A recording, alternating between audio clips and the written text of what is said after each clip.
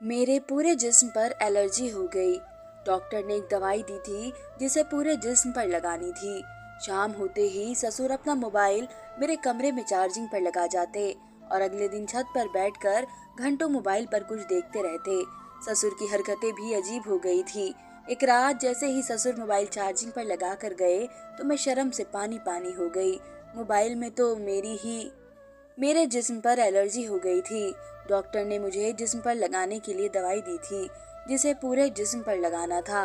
अजीब बात यह थी कि मैंने जब से दवाई लगाना शुरू किया था तब से ही ससुर अपना मोबाइल मेरे कमरे में चार्जिंग पर लगा के जाते थे। एक रोज जब ससुर मोबाइल चार्जिंग पर लगाने मेरे कमरे में आए तो मैं तब अलमारी के अंदर से कपड़े निकाल रही थी। दरवाजे पर आवाज हुई तो मैंने अलमारी से बाहर झांक कर देखा तो ससुर मोबाइल और चार्जर लेकर स्विच के पास खड़े उस मोबाइल को चार्जिंग पर लगा रहे थे। मैंने पूछा कि अब आपके कमरे के तारों में कोई मसला हो गया है, तो एक लम्हे को उन्होंने मुझे देखा। उनके चेहरे का रंग एकदम फीका पड़ गया था और वह गुस्से से बोले कि जो काम कर रही हो उसे खामोशी से करो, सवाल जवाब करने की जरूरत नहीं है। ससुर का इतना सख्त लहजा देखकर मैं हैरान रह गई थी और मैंने कुछ नहीं कहा। मैं अपने काम में मसरूफ हो गई। ससुर मोबाइल चार्जिंग पर लगा कर जा चुके थे। मैंने कपड़े समेट कर एक जोड़ा निकाल लिया और बाथरूम चली गई। कपड़े बदल कर मैं कमरे से बाहर निकली तो बाहर से ससुर की चाय की आवाज आई। मैंने बाल बांधे और गहरी सांस लेकर कमरे से बाहर निकलकर सीधा किचन में आ गई और पति के लिए सास ससुर के लिए चाय चढ़ाकर बाकी के बर्तन धोकर अपनी जगह पर रख दिए।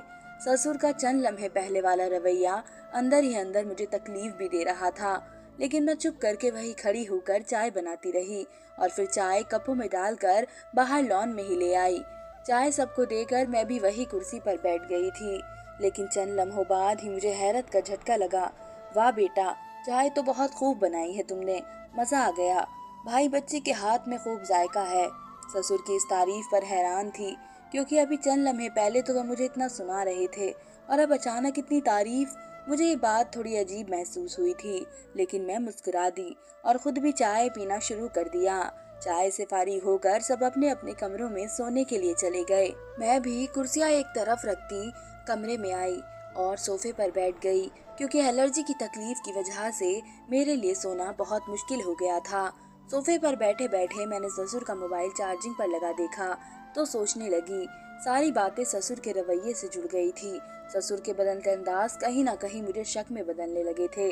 शाम को ससुर का चाय के वक्त तारीफ करना, ये सब इसी वजह से तो नहीं हो रहा था। कहीं ससुर की तारीफ का मकसद ये तो नहीं था कि मैं उनकी शिकायत पति से ना करूं कि उन्होंने आज शाम को मुझसे कैसे बात की है। हाँ, यही बात हो सकती है। कोई बात नहीं, बड़े हैं, मेरे पति के माँ बाप हैं, मुझे नजरअंदाज कर देना चाहिए। होता है कभी कभी। मैं खुद को ही एक तरह से समझा रही थी, क्योंकि मेरा ये हाल था कि मेरी एक सोच शक के दायरे में थी तो दूसरी सोच उनके बाहर लिहाज के दायरे में थी। एक लंबी सांस लेकर मैंने खुद को सुकून किया और वही सोफे से टेक लगाकर आंखें बंद कर ली, लेकिन मेरा जहन अभी भी वो सोच सोच रहा था। एक ख्याल में उठी और मेज तक आई। अभी मैंने मोबाइल की तरफ हाथ बढ़ाया ही था कि बाहर से बर्तन गिरने की आवाज आई। मेरा दिल तो जैसे उछल कर हलक तक आ गया था। मैंने फौरन मोबाइल से हाथ दूर करते पति को देखा तो वह भी आंख मलता उठकर बैठ चुका था और अब मुझे ही देख रहा था। तुम उठकर देखना कि बाहर कौन है। मुझे डर लग रहा था। मैं अभी तक खड़ी खौफ की नजरों से उसे देख रही थी। मेरी आवाज में डर महसूस हो रहा था। वे बिस्तर से उतरे और कमरे का दरवाजा खोलकर बाहर निकले। थोड़ी देर बाद पति हाथ में मोबाइल की टॉर्च जलाए कमरे में आए और दरवाजा बंद करते बोले कि बिल्ली थी, सो जाओ तुम आराम से। सारी नींद उस बिल्ली ने खराब कर दी। मैं बिना कुछ सवाल किए आकर बिस्तर पर लेट गई। मैंने तसल्ली के लिए एक बार कमरे की चुटकनी को हाथ लगाकर देखा और सोफे पर आकर लेट गई। बिस्तर पर आकर सो जाओ, वहाँ नींद नहीं आएगी। पति ने कहा, नहीं तुम सो जाओ, मैं नहीं चाहती कि तुम्हें भी एलर्जी हो जाए। करवट लेती मैं बोली और आंखें बंद कर ली। वह भी नींद में हो चुके थे। सुबह होते ही ससुर कमरे में आए और दरवाजे पर दस्तक दी। पति काम पर जाने के लिए तैयार हो रहे थे। मैंने आगे बढ़कर दरवाजा खोला तो देखा कि ससुर के सामने खड़े थे। उनके अंदाज लग रहे थे कि वे जल्दी में हैं। मुझे हटाकर वे कमरे में दाखिल हुए और अपने बेटे का हालचाल पूछते मोबाइल चार्जिंग से उठाकर कमरे से बाहर निकल गए। मैंने हैरत से कमरे के खुले दरवाजे को देखा और फिर छत को देखा जहाँ ससुर जा रहे थे। इतनी सुबह कौन छत पर जाता है, पहले नाश्ता तो कर लेते। मैंने खुले दरवाजे को देखकर सोचा और नाश्ते की तैयारी करने के लिए कमरे से बाहर निकल आई। 1 घंटे में सब नाश्ता कर चुके थे, लेकिन ससुर अभी तक छत पर ही बैठे थे। माँ ने बहुत बार आवाज दी कि नाश्ता कर लो, लेकिन वे पिछले 1 घंटे से 5 मिनट की ही आवाज लगा रहे थे। पति भी काम पर जा चुके थे। मैंने एक बार फिर से ससुर का नाश्ता गर्म किया और सास को कहा कि माँ, मैं खुद बुला कर लाती हूँ। पापा को मैं छत पर आई तो पापा को एक कोने में लकड़ी के बने तख्त पर बैठे देखा था। मैं चलते चलते पापा के पास जाकर खड़ी हो गई और पापा को देखा। उन्होंने अभी तक मुझे नहीं देखा था क्योंकि उनका पूरा ध्यान मोबाइल पर ही था। मैंने हल्की सी खांसी की और पापा से कहा तो उनके हाथ से मोबाइल गिरने से बच गया और उन्होंने मुझे तोड़े हुए रंग के साथ देखा और फिर एकदम से चेहरे पर सख्त लहजा सजाए, आंखों में गुस्सा लिए मुझे देख रहे थे और गुस्से के अंदाज में बोले कि तुम्हें सुकून नहीं है, जहाँ देखो वही घुसती चली आती हो। तुम्हारे बाप का घर नहीं है समझी, मेरा घर है। इंसान को 2 मिनट भी सुकून से अकेला नहीं छोड़ सकते। ससुर की आवाज इतनी ऊंची थी कि आसपास खेतों पर खेलते बच्चे भी मेरी तरफ देख रहे थे तो कभी ससुर की तरफ देख रहे थे। इतनी बेइज्जती के बाद मेरी आंखें पानी से भरने लगी थी। मैं वहां से जल्दी से पलटी और तेजी से जीने से भागती हुई सीधा अपने कमरे में आकर बाथरूम में घुस गई। मेरा चेहरा रोने वाला हो चुका था तो इसलिए मैंने ठंडे पानी के छींटे चेहरे पर मारे और खुद का अक्स आईने में देखा। चंद ही दिनों में मैं ससुर के इस रवैये से तंग आ गई थी। वहीं खड़े खड़े मैंने भी ससुर के किसी भी काम में दखल न देने का फैसला किया और तौलिए से चेहरा साफ करती कमरे से बाहर निकल आई। ससुर अभी तक छत पर बैठे थे और अब सास को वही नाश्ता लाने की आवाज लगा रहे थे, लेकिन सास कहाँ इतनी सीढ़ियाँ चढ़कर ऊपर जाती।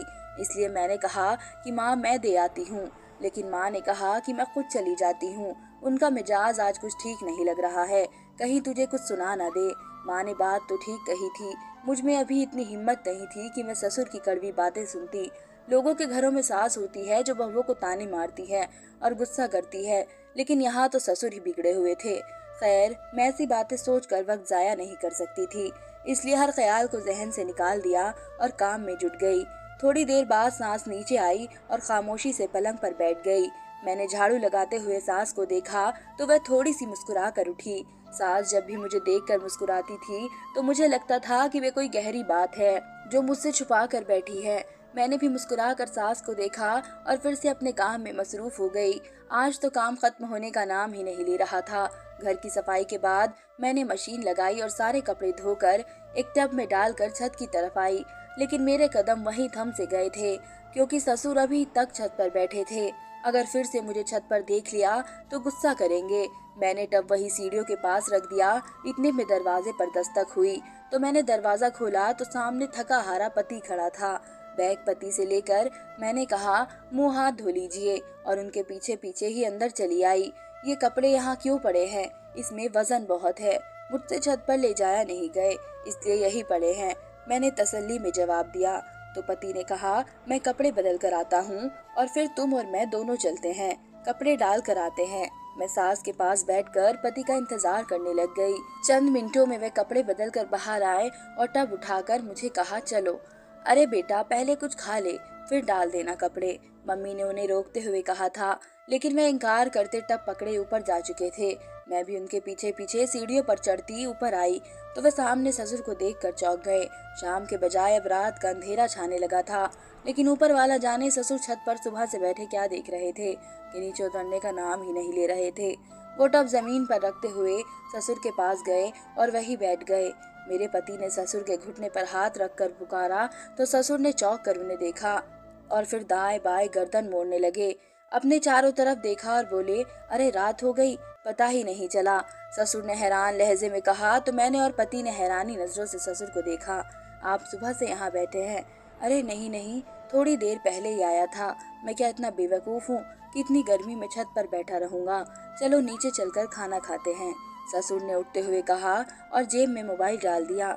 अब चले पापा, बस मैं ये कपड़े डाल कर आती हूँ। पति ने भी उठते हुए कहा था और टब से कपड़े निकाल लिए।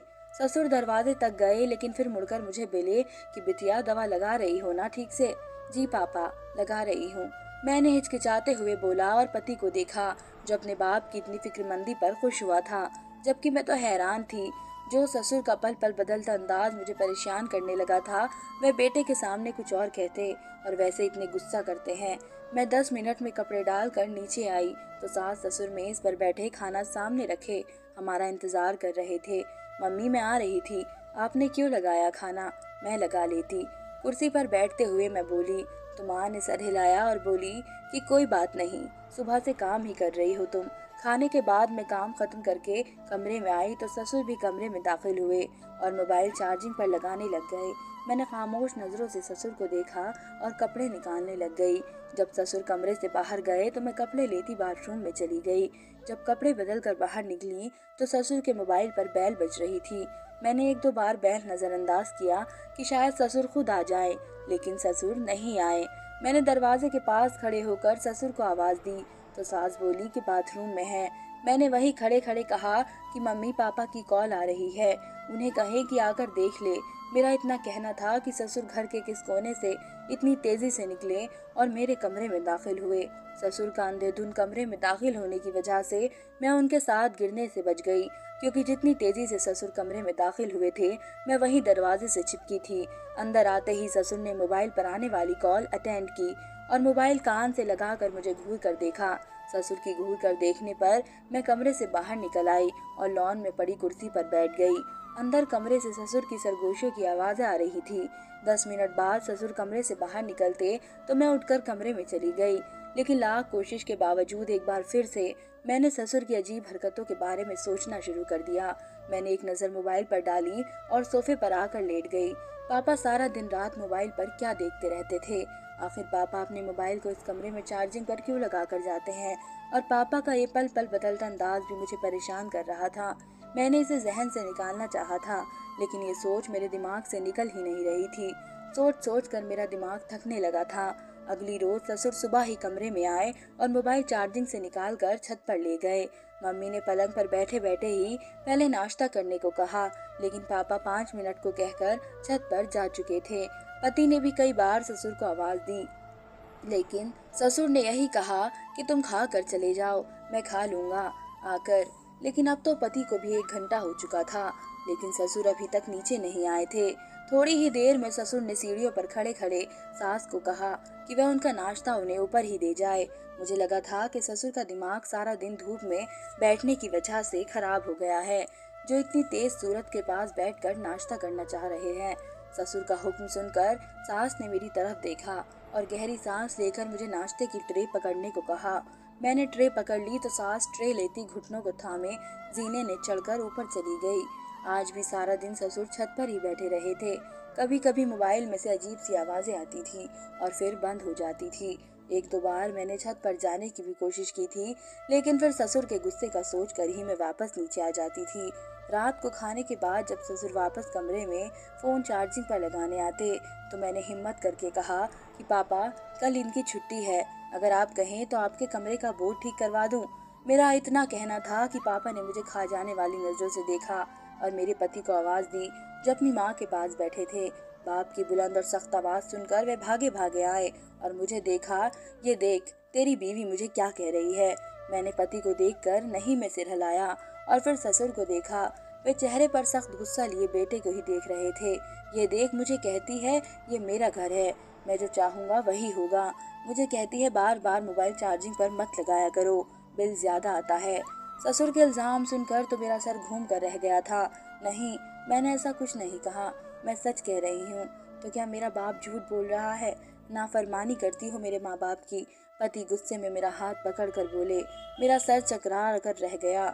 शोर की आवाज सुनकर सास भी कमरे में आ चुकी थी। पति गुस्से में मुझे देखते देखते दरवाजे को ठोकर मारते कमरे से बाहर निकलते चले गए। मैंने अफसोस और दुख से ससुर को देखा तो वे मुस्कुरा कर कमरे से बाहर निकल गए। ऊपर वाला जाने ससुर की इन सब हरकतों के पीछे क्या मकसद था। और वे क्यों बात बात पर झूठ बोल रहे थे। मैंने सास को कहा कि मैं ठीक हूँ, आप आराम कीजिए, तो वह तसल्ली करती अपने कमरे में चली गई और मैं दवाई लगाने के लिए बाथरूम चली गई। मैं कपड़े बदल कर बाहर निकली तो पूरा कमरा खाली था। ससुर ने तो जो शक का बीज बोना था वह बो दिया था, लेकिन अब मैं ये भी जानती थी उसका मेरे और मेरे पति के रिश्ते पर क्या असर पड़ने वाला था। एक लंबी सी सांस करके मैंने मोबाइल फोन उठाया और पति का नंबर डायल किया। बेल जा रही थी, लेकिन वह उठा नहीं रहे थे। मुझे बेहद परेशानी होने लगी थी। मैंने एक बार फिर से कॉल की और यूं ही लगातार कॉल करती रही तब तक जब तक उसने उठाई नहीं। कॉल उठाते ही गुस्से से बोले, क्या मसला है तुम्हारे साथ, क्यों बार बार कॉल कर रही हो? तुम्हें समझ नहीं आता? एक बार मुझे तुमसे बात नहीं करनी है। इससे पहले वे फोन काटते मैं बोल उठी कि घर आ जाओ, मम्मी परेशान है, इतनी रात हो गई है। मेरी बात सुनते ही वे तनकर बोले, नहीं है परेशान मम्मी, तुम सबसे पहले मेरे माँ बाप की इज्जत करना सीखो, समझी? तुम क्या चाहते हो? माफी मांगू मैं पापा से? तो मैं मांग लूंगी, ठीक है, बात खत्म कर दो। मैं बोली और फोन बंद कर दिया। मैं जानती थी अब तो वह लाजमी घर आएंगे, लेकिन क्या मुझे अब वाकई ससुर से माफी मांगनी पड़ेगी? नहीं, हरगिज नहीं। मैं क्यों माफी मांगू? इस तरह तो वह हर बार कुछ ऐसा करेंगे जिसकी वजह से मेरा पति मुझसे झगड़े। नहीं, बस बहुत हो गया। अब मुझे ससुर के इस रवैये की वजह मालूम करनी ही होगी। मैं कोई भी इल्जाम खुद पर बर्दाश्त नहीं कर सकती। अब अगली सुबह जब ससुर कमरे में आए तो मैंने कोई भी सवाल ना किया और ना ही उन्हें देखना मुनासिब समझा। वह बस मोबाइल चार्जिंग से निकालते हुए बेटे से काम के बारे में बातें करते रहे और फिर चंद मिनटों बाद मोबाइल लेकर छत पर चले गए। नाश्ते के बाद पति ने जाते जाते मुझसे कहा कि मैं पापा से माफी मांग लूं, तो मैंने फौरन हामी भर ली। यूं ही सारा दिन पापा आज भी छत पर ही बैठे रहे थे। एक दो बार चुपके से मैं भी छत के दरवाजे से ससुर को देख आई थी, लेकिन मुझे कुछ मालूम नहीं हो पाया था कि वे मोबाइल पर क्या कर रहे हैं।